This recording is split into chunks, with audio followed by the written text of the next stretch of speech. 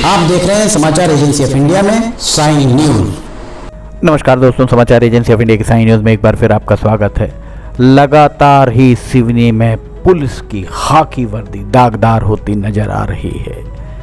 दरअसल पूजा पांडे एसडीओपी जब सिवनी में पदस्थ थी, उस समय एक डकैती कांड सिवनी में हुआ था, जिस डकैती को सिवनी में पुलिस के द्वारा डाला जाना बताया गया था और लगभग 3 करोड़ रुपए का हवाला का पैसा इधर उधर किया गया था। ये पूजा पांडे यहाँ दिखाई दे रही हैं, आपको जो स्क्रीन पर दिख रही हैं पूजा पांडे दिखाई दे रही होंगी। अब नवागत पुलिस अधीक्षक ईमानदार छवि के पुलिस अधीक्षक कृष्ण लालचंदानी सिवनी में पदस्थ हुए हैं। उनके सामने सबसे बड़ी चुनौती पुलिस के अपने अधीनस्थ मातहतों को ही काबू करना होगा।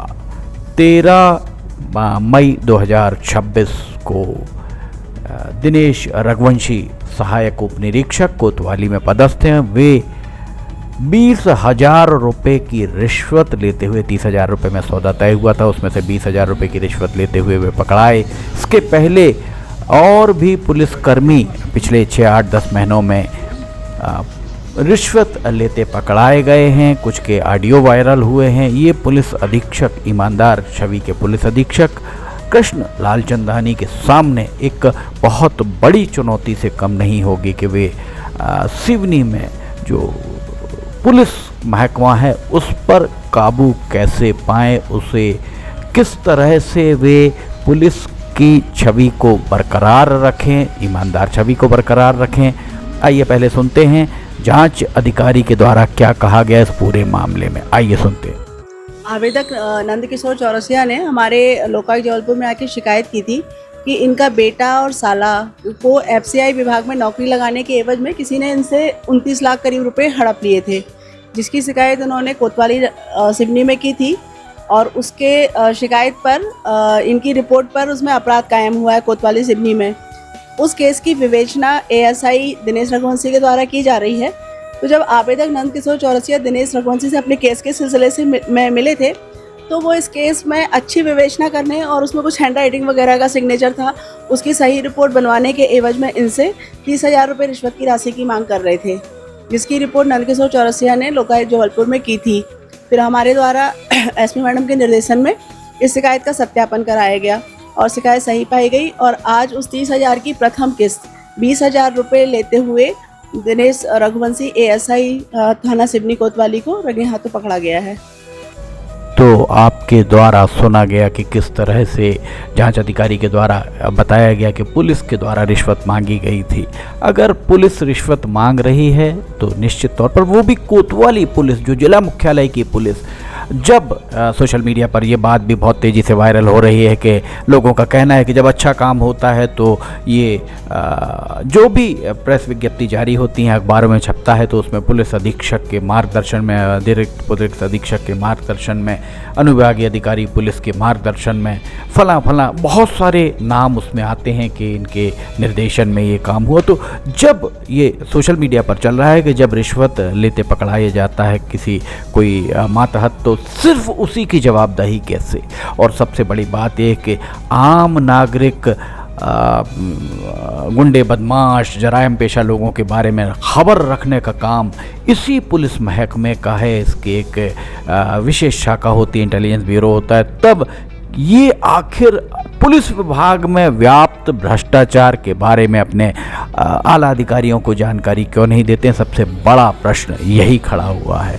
समाचार एजेंसी ऑफ इंडिया की साइन न्यूज़ के लिए अखिलेश दुबे की रिपोर्ट। ईमानदार छवि के पुलिस अधीक्षक श्री कृष्ण लालचंदानी, उनके सामने एक बहुत बड़ी चुनौती है। सिवनी में हवाला कांड हुआ है, जिसके कारण पूरे देश में पुलिस शर्मसार हुए बिना नहीं है। उसके बाद एक सिवनी में पुलिस महकमे के अधिकारी कर्मचारी या तो रिश्वत लेते पकड़ाए गए हैं या उनके ऑडियो भी वायरल हुए हैं।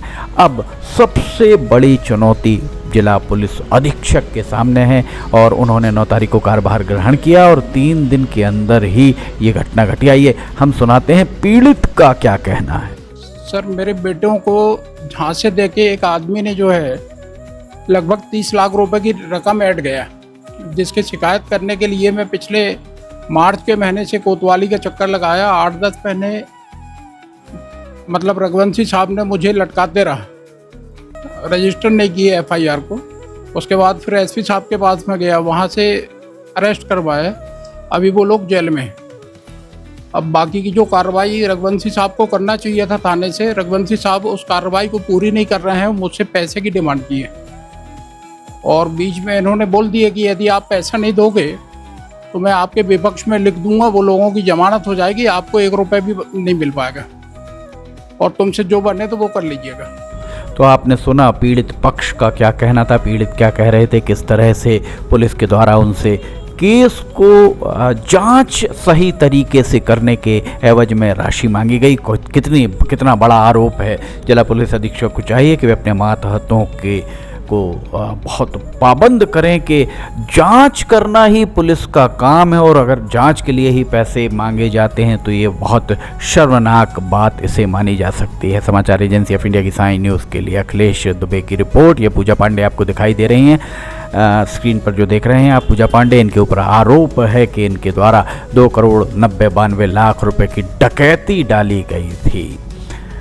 ये नवागत पुलिस अधीक्षक श्री कृष्ण लालचंदानी आपको यहाँ दिख रहे होंगे। और हम आपको ये बताएं 9 तारीख को, सूत्रों का कहना है कि 9 तारीख को जिला पुलिस अधीक्षक श्री कृष्ण लालचंदानी के द्वारा कार्यभार ग्रहण किया गया और सिर्फ 4 दिन के अंदर में ही, 4 दिन के अंतराल में ही उनका इस्तकबाल इस तरीके से किया जाता है कि कोतवाली में पदस्थ एक सहायक उप निरीक्षक के द्वारा 30,000 रुपये में एक सौदा किया जाता है जांच सही तरीके से करने का। और अगर ये हुआ है और आरोप सही हैं जैसा पीड़ित और जांच अधिकारी बता रहे हैं तो निश्चित तौर पर ये वाकई चिंता की बात है, विचार करने की बात है। जिला पुलिस अधीक्षक, उनके बारे में यही कहा जाता है कि वे बहुत ईमानदार छवि के हैं और वे इस सबको कैसे नियंत्रित करेंगे, उनके सामने सबसे बड़ी चुनौती यही दिखाई दे रही है।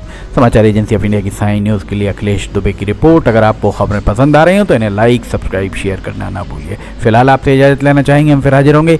जय हिंद।